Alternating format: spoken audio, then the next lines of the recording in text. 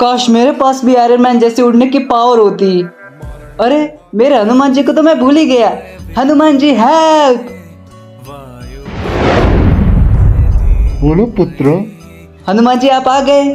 हनुमान जी मुझे उड़ने की शक्ति दीजिए जिससे मैं लोगों की मदद कर सकूं। ठीक है पुत्र, मैं अपनी कुछ शक्तियाँ तुम्हें देता हूँ। अरे मैं तो आसमान में आ गया। नीचे से सब कितना छोटा छोटा लग रहा है। अरे ये क्या हो गया? ये रेलगाड़ी ऐसे कैसे हो गई? हे हनुमान जी इन लोगों की मदद करो। हे पुत्र, इनके भाग्य में इतना ही लिखा था, नियति को कोई नहीं बदल सकता। लेकिन प्रभु